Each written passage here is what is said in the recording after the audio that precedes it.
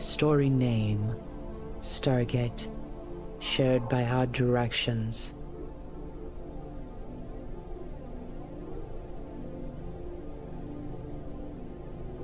On December 2, 1987, the Soviet Deep Space Network intercepted a signal from outer space.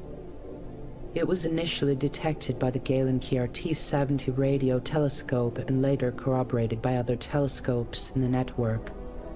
This repeating signal, which persisted for about 2 weeks, originated from KIC 84, now widely known as Tabby Star. Located in the constellation Cygnus, this F-type main sequence star is approximately 1,470 light-years away from Earth. Citizen scientists participating in the Planet Hunters project first noticed unusual variations in the star's brightness, including a significant dimming of up to 22%. These observations have baffled the scientific community due to the lack of any known natural explanation for such dramatic changes in stellar luminosity. However, my team was not as taken aback by these findings. Considering both the signal and its implications, we were convinced that the observed dimming of Tabby's star must be attributable to an artificial megastructure, such as a Dyson swarm. The transmission included 2 distinct data sets. The first data set provided a mathematical blueprint of an expansive rectangular framework reminiscent of a door frame, while the second conveyed a specific date for visual representations of our solar system's planetary orbits around the sun to symbolize time progression. Deciphering this date, November 18, 2019, took us just 1 week. However, its significance remained elusive. Now we understand. Our efforts to construct the framework spanned several decades and faced numerous funding crises, particularly following the dissolution of the Soviet Union. Yet, despite these challenges, our perseverance continued unabated over time. The project neared completion around the period when Tabby's star garnered media attention. Upon its completion, it stood majestically at the center of our Siberian facility in a remote location, resembling an awe-inspiring gateway. This structure lacked visible features beyond a hole atop and was composed of billions of complex circuits maintained at approximately 237 degrees Celsius through cooling systems and powered by a small nuclear reactor.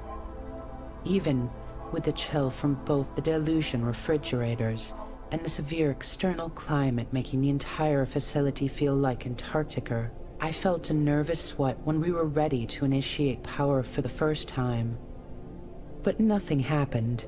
No matter our attempts, it remained inactive. For years, all we could do was observe it, which was disheartening given the extensive labor invested in its creation. Our final hope rested on that enigmatic date. Following its arrival, everything shifted dramatically. On Monday, November 19, 2019, at 2354 Krat, an object entered Earth's atmosphere over the Pacific Ocean. To observers around the world, it appeared to be a small meteor. However, we knew better and dispatched a Lauder-class submarine with me and my crew aboard. The object landed on an uninhabited island in the Auckland Islands archipelago. Stepping ashore felt surreal as we prepared for what kind of alien artifact awaited us. We arrived at twilight's end, when birds swarming the island seemed anxious, causing an eerie sensation to rise within me. We discovered the object inside a crater. It was spherical, about the size of a pool ball, and its surface resembled that of the enormous structure we had constructed in Siberia. Unlike our creation, however, this dark sphere emitted activity audible rather than visual. It took us some time to grasp its nature, as its activities were not recorded but felt immediate. Silence. I instructed the soldiers accompanying me. Listen. None of us moved a muscle while gathered around the crater. The sphere produced an echo of slow, dragging footsteps that sounded real, not like playback. These steps paused momentarily before resuming and finally fading entirely. Afterward, with only agitated birds audible in the wind, the sphere became quiet. A brave soldier volunteered to check if touching the sphere was safe. Once confirmed, we moved it onto the submarine. It did not feel as heavy as its appearance suggested, but rather like a hollow object. Throughout our journey back to Russia, I sat beside the sphere, listening intently. For most of the trip, it remained silent, yet occasionally I heard faint echoes reminiscent of metal scraping against metal, a sound unsettling and ominous despite my inability to explain how or why I could hear it. Back at the freezing facility, we soon realized that the sphere would fit perfectly within a hole at the top of the structure, revealing itself as the missing piece to our long-standing puzzle. It has traveled through space for more than 1,000 years, my colleague and dear friend Dmitri reminded us, though none of us needed reminding. "Alexander," he said, looking up at me from his wheelchair, "you really heard footsteps?" I nodded silently, unable to find the words to express what I had experienced. "Amazing," Sonner, our chief engineer, exclaimed, "alien footsteps from 1,000 years ago." I cleared my throat and interrupted her. "I am not so sure these sounds are recordings," I said, meeting the uncertain gaze of my colleagues. "There have been no repetitions up to this point." "Every sound we've heard has been unique, and there have been several hours worth." "What are you trying to say?" Dmitri asked, sensing that I was about to propose an idea beyond anyone's wildest imagination. "Are you suggesting?" "It's just a thought, a hypothesis at best, but I think we need to consider the possibility that these sounds might be directly related to the purpose of this black orb.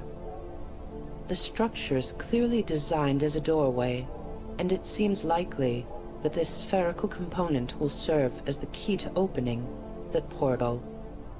It may also be what connects our world with theirs." "You mean this object is already connected to?" Sonia began, her voice trailing off. I nervously bit my frozen lip, trying to organize my thoughts. "If I had to guess, I would say it's entangled on a quantum level with an identical object on the other side, somehow allowing us to hear events happening 1,000 light-years away in real time. Although we don't understand how this is possible, I believe that through this entanglement, placing the sphere inside the hole at the top of the structure will allow us to instantly travel there. We felt the weight of destiny, perhaps even the fate of humanity resting on our shoulders." "If this is true," Dmitri whispered, "then it must work both ways." "Despoti Bosh," Sonia said in a trembling voice, "they can hear us." In order to study the sphere without alerting any potential listeners on the other side, we set up a soundproof chamber equipped with microphones. As we observed and analyzed its activity, trying to gather as many clues as possible about what to expect when we reached the other side, we began discussing our next steps. At this point, top officials in the Russian space forces and even within the government had suddenly shown an intense interest in our small team of underfunded engineers and researchers. Analysts, diplomats, and generals were sent to join us, all eager to voice their opinions on how to proceed. I won't delve into the political aspects, but it quickly turned chaotic, and its first casualty was predictably the scientific method itself. My team wished to examine the sphere for approximately 2 years prior to placing it within the structure, aiming not only to gather as much information as possible, but also to ensure safety. However, the generals, solely concerned with advancing their careers, insisted that the study should not last longer than a few months. Eventually, despite our ongoing investigation and hearing nothing more than faint metallic sounds emanating from the sphere, they settled on an overly simplistic approach of placing the sphere in position, deploying a probe inside it, and then, if deemed safe, sending a team through what we assumed to be a gateway. Despite our warnings against hasty actions, the generals took the potential danger seriously enough to heed our requests for preparation. Given that we knew virtually nothing about the entities who sent us the sphere other than their immense technological superiority over ours, there was no option but to prepare for the worst scenario using the strongest defensive measure known to humanity, a thermonuclear missile. Witnessing your S-28's armament being rolled into the facility just before opening the gateway was a frightening sight. If anything hostile emerged from the other side, the bomb would be detonated, annihilating everything in its vicinity. In mid-June of this year, a crane lifted the sphere to the top of the structure. I stood beside Dimitri and my team on the ground floor, uncomfortably close to an armed missile. The young soldiers assigned to trigger it in case of emergency caught my eye, prompting me to ponder whether they were truly prepared for such a drastic action at their age. If they were ready, how brave that would be. If not, how foolish. The structure was encircled by military guards with dogs, while the generals observed from an impromptu platform several hundred meters away. The rover intended for deployment inside the sphere had been provided to us by Roscosmos. A female voice reverberated through the facility's public address system, and although we might have found ways to minimize noise near the sphere given more time, our hasty mission timeline left no room for such considerations. Consequently, any communication, particularly instructions broadcasted over the speakers, could be detected on the other side, a decidedly reckless approach. As anticipated, the sphere fit seamlessly into its designated spot at the top of the structure. We were unsure what to expect, but had prepared for some kind of occurrence. An eerie silence enveloped us all. I held my breath out of fear and anticipation. Nothing happened for a while, leaving us uncertain if there was an issue. Then suddenly, the dogs began barking wildly, their reactions setting off alarm bells. The hair on my neck stood up straight as it became evident that something had indeed changed, though we couldn't perceive it directly. One of the dogs somehow managed to escape and race towards the gateway. The soldier tasked with overseeing it immediately chased after, shouting for it to stop, but the dog ignored him. As soon as it passed through the gateway, it vanished into thin air. A collective gasp echoed throughout the entire facility, followed by a murmuring filled with unease. It was evident that the gateway had indeed opened. Did that dog just travel over 1,000 light years? Dimitri questioned. For several minutes, nobody spoke as everyone tried in vain to hear any sound from the sphere where the dog should have been. Eventually, one of the generals addressed us through the ceiling speakers with an authoritative tone. Send in the probe. The rover disappeared similarly to how the dog did. We all stared at the screens on the wall that were connected via a cable now floating in midair, filled with suspense and anticipation. However, there was nothing but silence, broken only by the sound of a crash from inside the sphere before it went quiet once more. I swallowed hard out of sheer anxiety. We discussed what could have happened, yet none of us had any way to determine the truth. Some suggested that the rover might have accidentally fallen over, and despite a lack of evidence, this explanation was accepted for its convenience. Next, we attached a camera to a metal pole and inserted it into the portal. 15 minutes later, when we finally retrieved it, we were able to catch our first glimpse of what lay beyond. The recording was heavily distorted as affected by some form of radiation, even though no such radiation was detected, revealing only that there was an expansive, open space on the other side. The ground appeared unnaturally flat, and shadows in the distance hinted at structures. Yet nothing we saw provided any clues regarding the fate of the rover, the dog, which were nowhere to be found.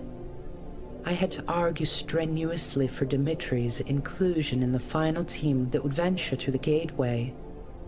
Despite being confined to a wheelchair due to an accident involving the Soyuz TM-5 spacecraft, he was indispensable thanks to his expertise in exobiology. I convinced the general in charge of the mission that without Dimitri's unique knowledge and experience, our chances of success were severely compromised. With pride, I helped him into the spacesuit. "Now you'll get to fulfill your destiny as a cosmonaut," I said with a smile despite my weathered face. "We'll write history in you just like we used to." "For Mother Russia," he replied and laughed until it turned into a coughing fit. "I think I need a drink right now." "Not yet," I reassured him. "After this, we'll have earned every sip." Apart from my team of scientists, an elite group of commando frogmen was assigned to assist us. Their presence did little to ease my nerves. Whatever awaited us on the other side might be hostile, and our chances of survival would be slim if it turned out that way. We were like tiny ants walking into a house far beyond our understanding or capability. Standing before the large gateway, fully suited up, magnified this feeling immensely. As we saluted the generals watching from above, a female choir sang the national anthem.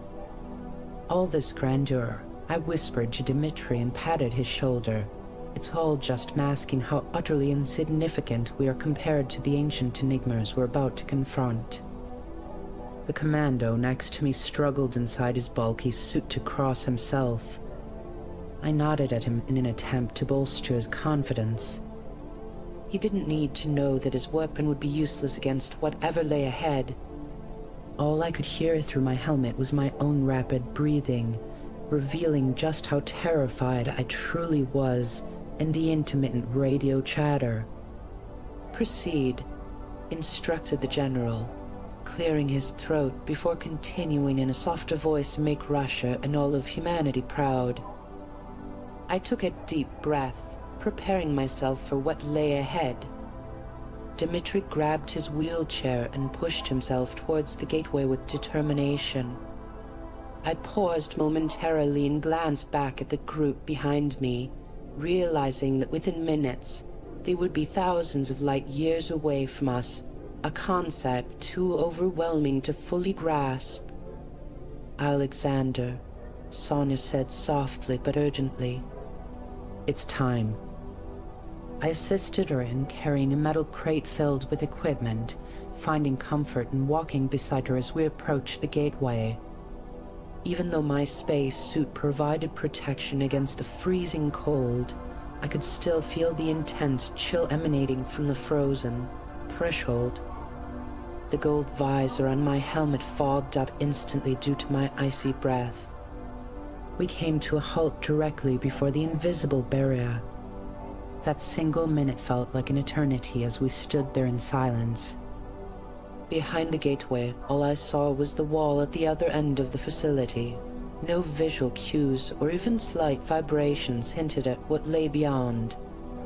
This emptiness made it even harder for me to believe that something significant was about to occur. Nobody spoke a word. The commandos ensured their guns were ready in case of any unforeseen emergencies. I looked over at Sonia, but her face remained obscured behind the visor. "Well then," Dimitri finally said with determination, "Godspeed, comrades." That marked our unofficial signal to proceed, and we stepped over the threshold together. The transition was seamless and unnoticeable except for a crackle on our radios cutting off communication with Earth. It appeared that radio signals couldn't pass through the gateway. A breathtaking sight awaited us beyond. A star shone brightly through an orange-tinted dome that covered the entire sky above a silent cityscape filled with skyscrapers towering higher than any buildings ever constructed on Earth. They were dark silhouettes against the rising sun. Outside this protective dome, large chunks of twisted metal and massive debris floated in space. Two things became immediately clear. We stood on a colossal space platform capable of generating its own gravity as part of an attempted Dyson swarm, and at some time between sending a message to Earth and our arrival here, their entire civilization had either been abandoned or destroyed. An enormous black structure loomed ahead like a giant black flower at the horizon, casting its hexagonal shadow over us. It was torn in half by ancient forces, allowing sunlight through and illuminating the landscape before us. Large steps led down from the gateway where our rover lay crashed below them. The gateway stood at the edge of an oval square surrounded by identical gateways, indicating that many messages had been sent out to the stars. A dog ran towards us from the center of the square, proving that the platform was pressurized and contained breathable oxygen. However, we hesitated in removing our helmets due to the unknown gases or potential pathogens lingering in the atmosphere. We carefully descended the steps, with Sonia and I assisting Dmitri, and examined the rover. It had clearly fallen down the stairs as we suspected, but there were also inexplicable small holes on its side that puzzled us. The dog wagged its tail vigorously as soon as it reached our group. One of the commandos bent down and affectionately patted it on its head before glancing at her tag. "Good girl," he remarked with a laugh. "Her name is Aliona. She's truly heroic." "I have an ominous feeling about this place," Dmitri stated. "What could possibly have transpired here? There are countless gateways scattered around, just waiting to be linked to distant worlds," Sonia observed. "Look there," I said while pointing towards one of the gateways on the far end of the square. That gateway appears to be damaged as if it were deliberately blown up. Despite my gut feeling, a profound sense of unease telling me to steer clear of this desolate location and return home, I was driven forward by a deep-seated scientific curiosity. The gateway in question was indeed reduced to rubble, appearing to have been the result of an explosive detonation. I cast another glance back at our own gateway, which blended seamlessly into the rest. If anything were to happen to it, we would be stranded even further from home than any human ever had been. "Alexander." Dmitri's voice crackled through my helmet. He was a few hundred meters away. "Come see this."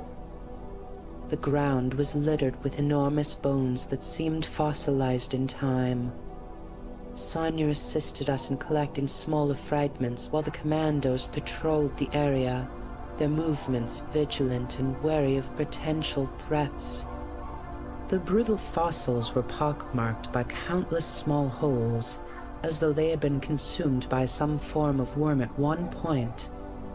"Here's a piece that looks like it could be part of a skull," I said, pointing to an enormous fragment roughly the size of a boulder. "This is astonishingly fascinating. The sheer scale of these bones might explain why the gateways are so large," Dmitri suggested. "Perhaps they were built in proportion to their own physiology as a reference point." "I have a theory," Sonia interrupted, her voice tentative. "All these gateways, they must have been constructed for reaching out to potentially inhabited worlds. But this specific gateway, do you believe it simply collapsed over time due to natural causes?"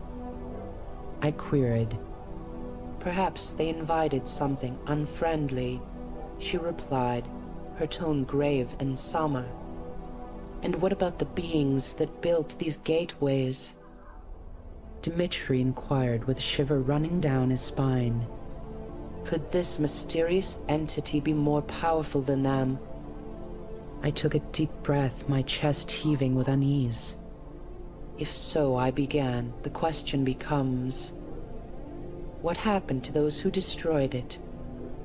Dmitri continued, the fear palpable in his voice.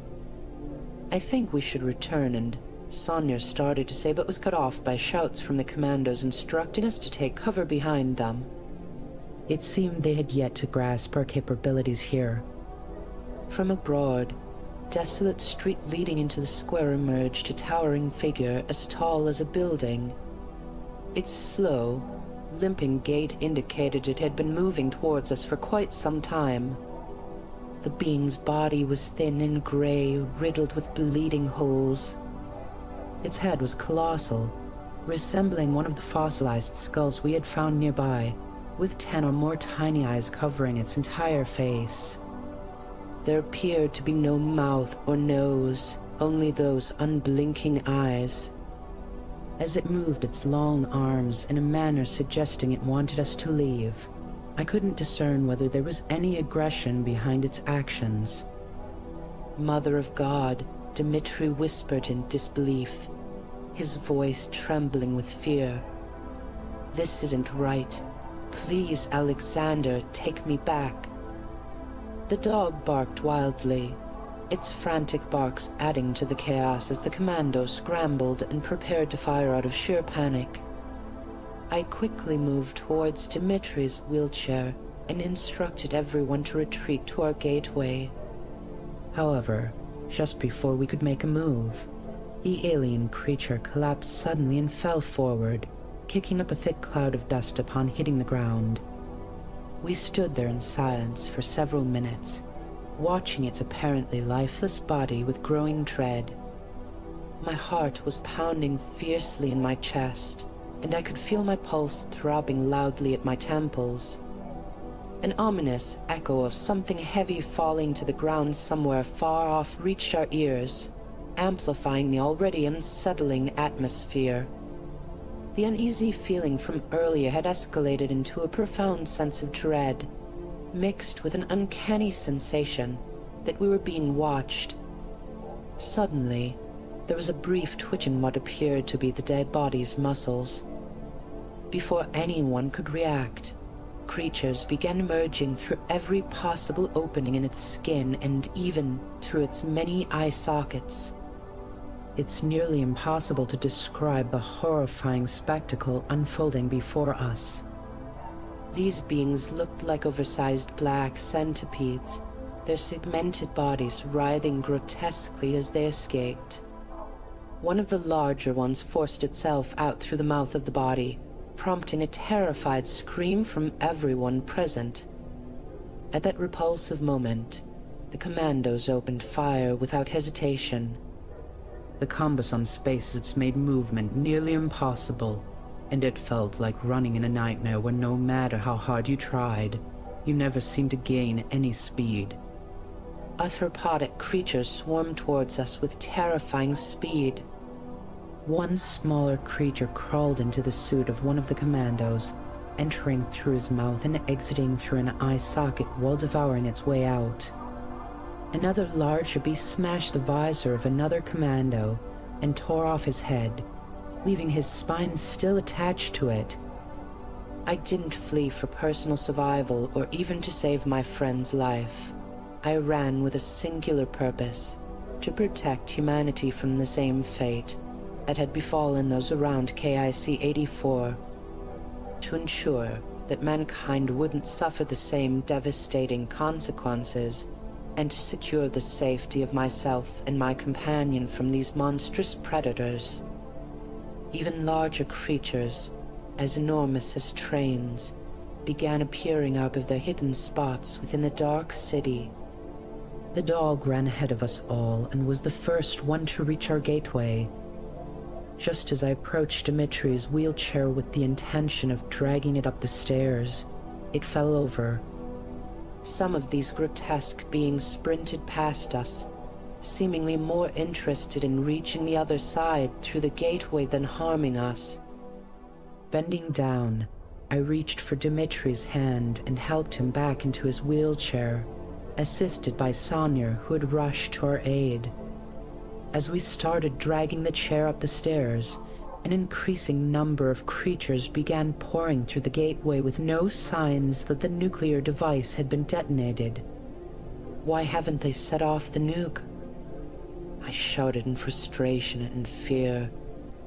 Unable to open my visor due to its rigidity and lacking time to remove it entirely, I smashed it against the ground as hard as possible. Blow it up, you fucking cowards. Blow it up now.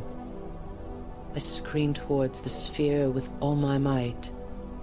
Sonia helped me pull Dimitri's wheelchair further up the steps until he pleaded, "Leave me here." I'm just. Shut up, I snapped back fiercely. I'm not abandoning you to these abominations. 2 commandos ran past us in a desperate bid for survival.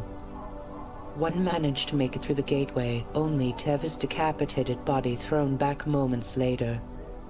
Then, Sonia's scream echoed through the air. She let go of Dimitri's wheelchair in terror. I nearly dropped it too. She desperately tried to remove her helmet, but there was no time for such luxury. A creature entered through an eye socket and made its way into her brain, causing her to vomit uncontrollably until she collapsed down the stairs. It was nothing short of miraculous that Dimitri and I managed to navigate through the gateway together in such chaos. The scene that greeted us upon our arrival was indescribable, a horrifying amalgamation of terror and destruction.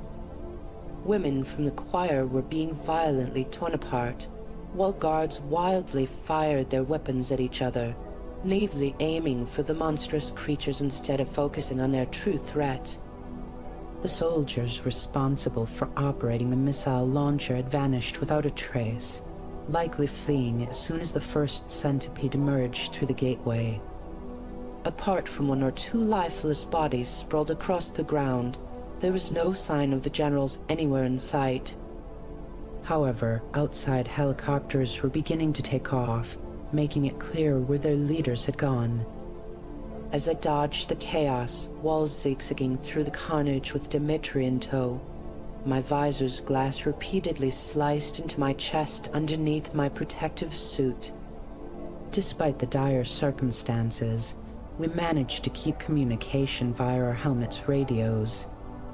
"Put me down next to the missile launcher," Dimitri instructed over the radio.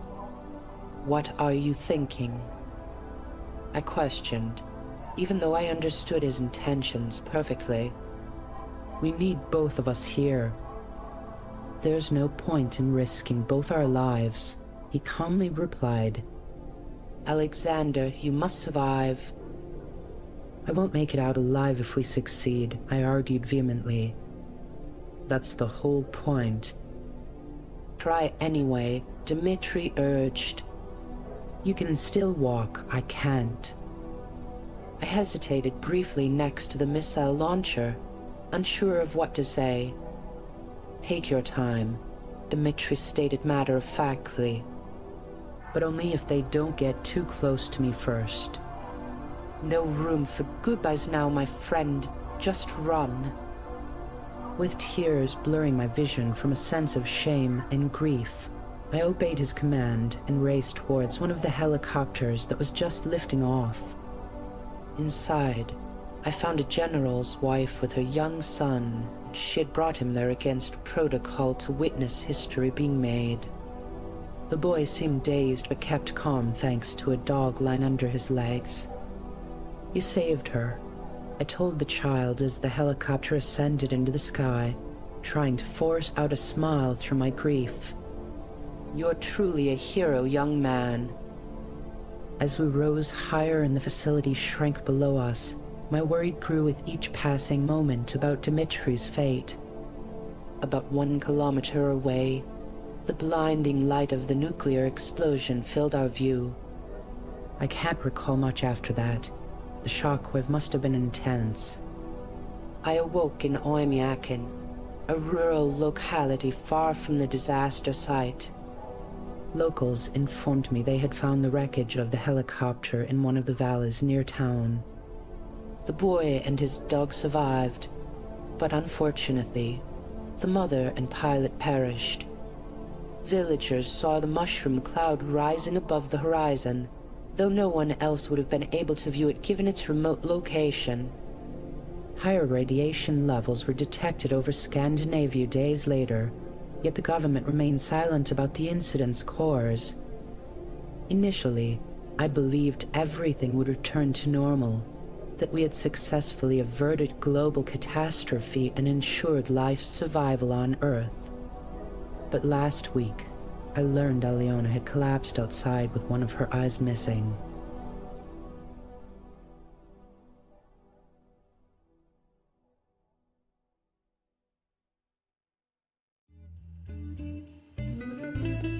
Thanks for watching.